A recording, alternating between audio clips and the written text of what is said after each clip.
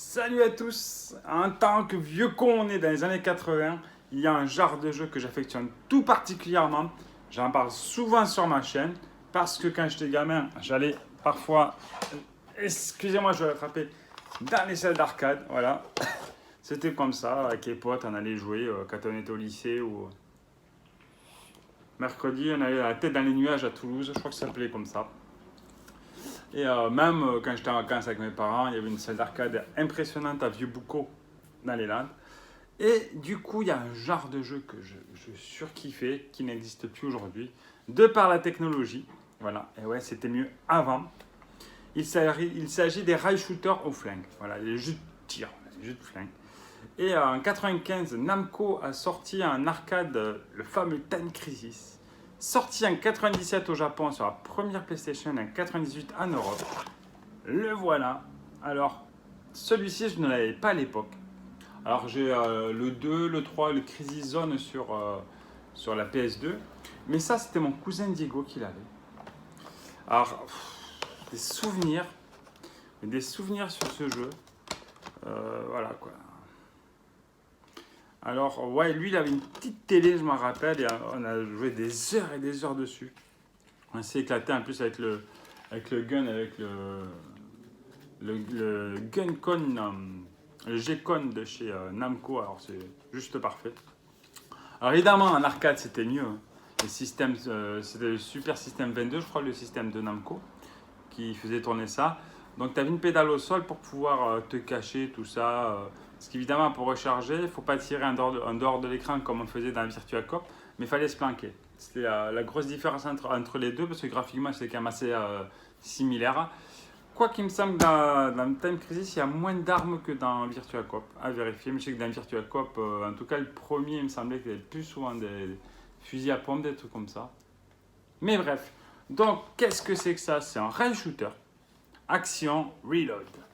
C'est ce qu'il y a écrit. Donc, évidemment, il te faut une télé cathodique pour jouer à ça, n'est-ce pas? Donc, la capture se fera. Voilà, le petit tableau derrière là. Je vais poser le téléphone devant parce que j'ai pété mon support. Et je filmerai, j'essaierai de ne pas être dans le champ. Ça va pas être facile pour moi parce que je serai un petit peu décalé par rapport à la télé. Donc, évidemment, ce genre de jeu, c'est toujours mieux quand tu es vraiment en face pour viser. Même si sur les gros écrans, ça gêne pas trop, mais quand même. Voilà, dès que tu es un petit peu en diagonale ou sur le côté, c'est pas super. Donc, évidemment, il faut jouer au flingue. Il n'y a aucun intérêt à jouer à la manette à ce genre de jeu. Alors, même pas, non, ça ne marche pas. Si tu n'as pas le flingue, ça ne fonctionne pas. Voilà, donc ils disent attention, télé. Attends, je vois là en français, n'est-ce pas? Alors, les moniteurs avec un écran de type LCD ne fonctionnent pas. Voilà. Également, les télévisions haute vision. Haute vitesse, 100 Hz. Alors la mienne fait 50 100 Hz, donc ça passe. Et il a été magnétisé, voilà, ça altère les couleurs. Et certaines télévisions anciennes encore. Alors vraiment les vieilles, ça passait pas. Petit écran moins de 25 cm, certaines télévisions grand écran. Donc en fait, on se rend compte qu'il y a... Généralement, on avait tous des 36 cm à la maison. 25, je pense que c'était assez rare. À part les petits PVM, les trucs comme ça, on n'en trouvait pas, à part les moniteurs. Évidemment, télévision de projection, l'écran risquerait de brûler. Ah ouais, alors les télévisions de projection, c'était ce qu'on appelait les rétropro. Alors, dans le projecteur, c'est l'espèce de boîtier qui envoie sur un mur. Et le rétroprojecteur, c'est une grosse télé qui était à. En moi, ça faisait un gros bloc. Et c'était un jeu de miroir, une connerie comme ça. Les connaisseurs me corrigeront. Et aussi les télévisions possédant une fonction de mémoire écran. Voilà. Donc, alors la particularité par rapport du coup, si tu joues tout seul, si tu ne veux pas t'emmerder à appuyer sur le bouton pour recharger ceci, cela, tu mets la manette au pied. Tu mets une manette sur le port deuxième joueur, tu la fous au pied, tu appuies n'importe quel bouton, va faire office de pédale en fait. C'est quand même plus sympathique, mais ça glisse. J'ai essayé, ça glisse. Si t'as pas un petit tapis, un truc comme ça, ou sur moquette, ça va glisser. Voilà. Donc forcément, tu es comme ça tout le temps. Ça va tirer un petit peu là. Là aussi, ça peut tirer. Mais voilà. Donc c'est un jeu que j'ai adoré à l'époque. Alors, il pique aujourd'hui. Il pique. Mieux vaut jouer aux opus PS2. Là, le Crisis Zone qui est juste phénoménal. Le Time Crisis 3. Alors, si je dis pas de conneries, il y a eu 5 Time Crisis. Et il y a eu d'autres petits opus, des spin-offs qui sont sortis sur PS2. Donc, voilà. Quoi dire de plus? C'est des jeux qui manquent aujourd'hui. Voilà. C'est typiquement le genre de jeu. Si tu as des potes qui sont assez jeunes ou même des enfants qui jouent beaucoup, qui aiment jouer aux jeux vidéo, leur faire découvrir ce genre de jeu, c'est une expérience. On parle souvent de Duck Hunt, c'est tout comme ça, mais il faut se l'avouer, Duck Hunt, c'est marrant 5 minutes. Quoi. Là ça peut être long. Ça peut être long avec le timer et tout, si tu es très bon, si tu t'améliores, ça peut être un très bon jeu. Donc du coup, là, j'ai rebranché la première PlayStation sur la grosse télé, le gros Trinitron. Et puis on va lancer ça pour faire une petite capture. Allez, c'est parti pour du Time Crisis. Bon allez, on va tester. Alors, je vais baisser un peu la luminosité du merdier en espérant qu'on va pas trop voir notre gueule. Voilà.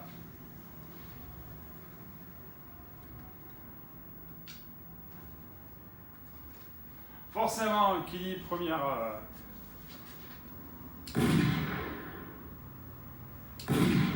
Qui dit première PS1, dit des temps de chargement, j'allais te dire. PlayStation, première du nom, a été réputée parfois pour être un petit peu lente au niveau de son lecteur. Bon là c'est une affaire de kidnapping. 5502 je crois. Alors ça sent le pixel là. Ça sent le pixel. N'est-ce pas? Alors.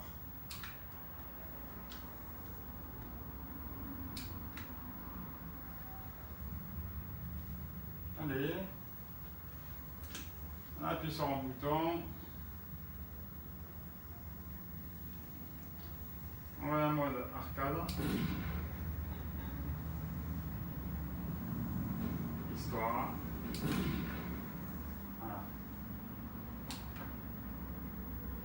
Stage 1.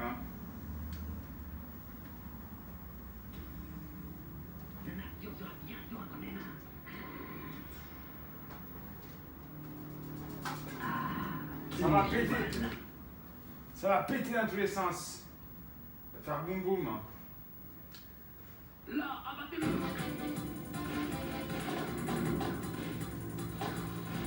Ah, vraiment, ça la classe à la glace, quoi.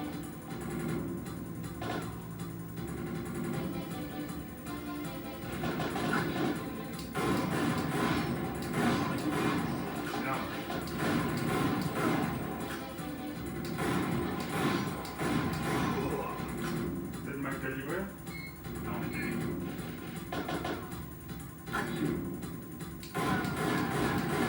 Là, je suis pas en faisable. Allez.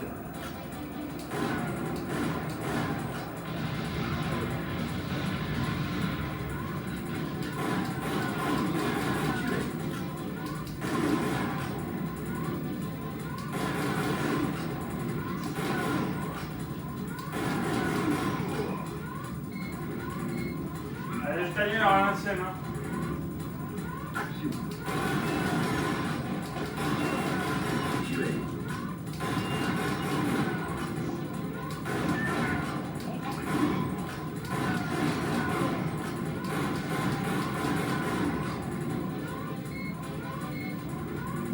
Ah, c'est bon ça.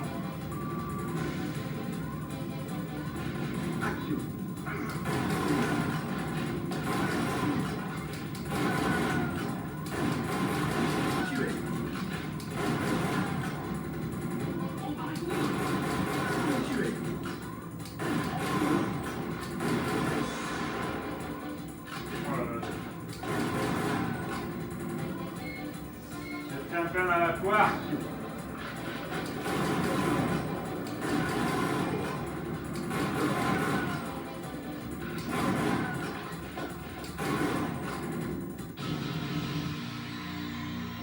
Dégagé.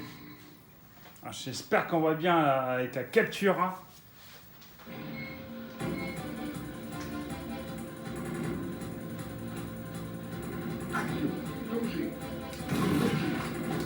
Ah merde, j'ai pas... Une dernière fois. Ah, j'avais. J'ai tiré sur non. Alors, ah si. C'est par terre alors.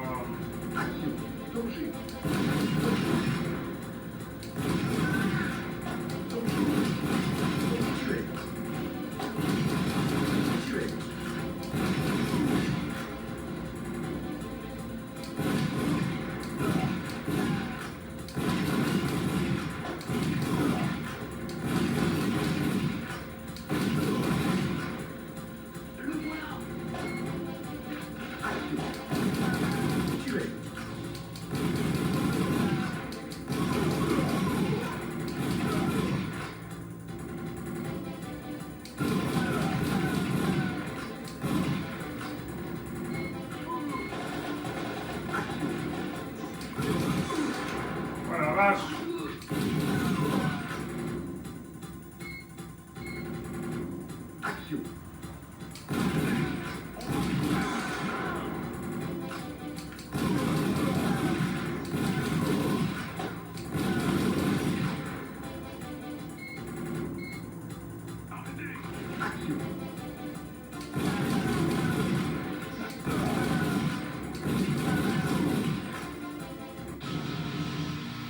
Voilà, 22 dégagé. Alors il y a quand même une sacrée faute d'orthographe. Hein. Précision 31%, super le sniper.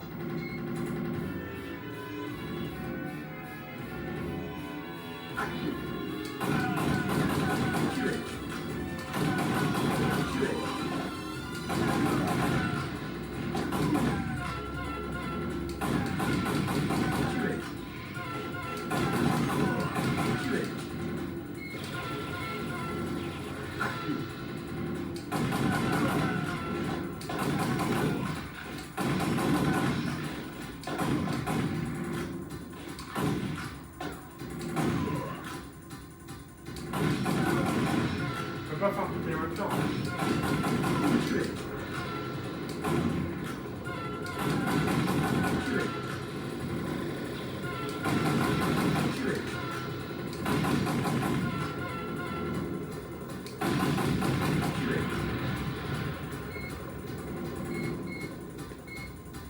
Précis.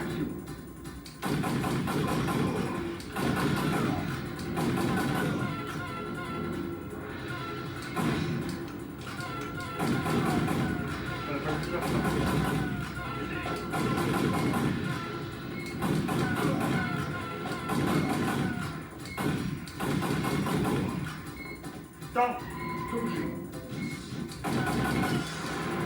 Ah, tellement. Bon, ben on va arrêter là pour la capture et on va faire une conclusion. Bon alors, que dire de ce jeu? Ben moi j'aime toujours autant. Je pense que c'est quand même mieux sur un écran un peu plus petit, ça fait moins bouillie de pixels. Mais j'ai essayé aussi le Virtua Cop 2 et ça pique. Hein. Ça pique. Même sur la Dreamcast, il ne faut pas des gros écrans. 51 cm, grand max. Vraiment grand max pour jouer à ce jeu. Donc, ce genre de jeu. Donc voilà.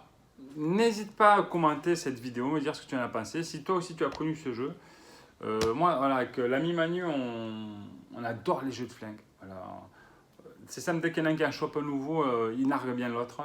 Que ce soit sur PS1, PS2, Xbox aussi. Parce qu'évidemment, suite à ces consoles-là, même il y en a sur Dreamcast, notamment House of the Dead et les Virtua Cop. Mais, et sur Saturn évidemment, mais j'ai pas la Saturn. Mais évidemment, après cette génération de consoles, sont apparus les écrans plats. Pardon. Écran ne pouvant pas permettre la réfraction du laser, enfin du signal. Donc en gros, ça absorbe. L'écran plat, au lieu de faire rebondir le signal vers le flingue, ça va l'absorber. Voilà. C'est des histoires de lumière, de luminosité, tout ça. C'est pour ça qu'on appelle ça un light gun. Donc, alors sur PS3, il y a des petits capteurs comme ET, ceci, cela. Apparemment, c'était pas mal. J'ai jamais eu l'occasion d'essayer, donc je ne peux pas critiquer réellement ce système. Mais je trouve dommage. Alors sur la Wii, tu as le truc avec le fusil, tu mets le Wiimote. J'ai pas encore essayé, je l'ai. Mais je sais pas, à l'ancienne, avec le vrai flingue comme ça, il y a. En plus, tu as tellement de flingues qui sont pas forcément des constructeurs. Tu vois, là c'est Namco qui fait le Guncon, qui fait le Guncon 2. Tu as plein de petits flingues à côté qui sont pas forcément top, mais qui peuvent être géniaux, quoi. Genre, l'ami Manu, il en a un qui a un recul de la culasse, ben, c'est énorme. Ça fait du bruit. Attention, tu te croirais vraiment dans une salle d'arcade quand tu fous le son assez fort et tu utilises ce flingue, ça recule, la culasse elle y va. Moi j'en ai un qui vibre, qui est super sympa aussi, et qui est précis. Voilà. D'ailleurs, ces deux modèles-là, le sien et le mien, il me semble, si je dis pas de conneries, que tu as un pointeur laser, donc tu peux tricher. Oh, je suis crevé. Désolé, ça se fait pas, mais voilà, je suis assez fatigué en ce moment. Donc voilà. Sur ce, n'hésitez pas à me commenter cette vidéo, me dire si vous aussi ça vous manque, ou si vous n'en avez rien à foutre, ou si vous n'avez pas connu. Voilà, il y a peut-être des gens parmi vous qui n'ont pas connu, ce serait normal. À dire les gens qui sont de la génération d'après, qui ont à peu près 20-25 ans aujourd'hui, c'est compliqué parce qu'il n'y a plus beaucoup de salles d'arcade, il n'y en a quasiment plus. Voilà, si parfois dans les bowling ou les trucs comme ça, les gros complexes, ouais, mais c'est de plus en plus rare. Voilà. Sur ce, je vous dis merci d'avoir regardé cette vidéo et je vous dis à bientôt pour une prochaine. Allez, ciao!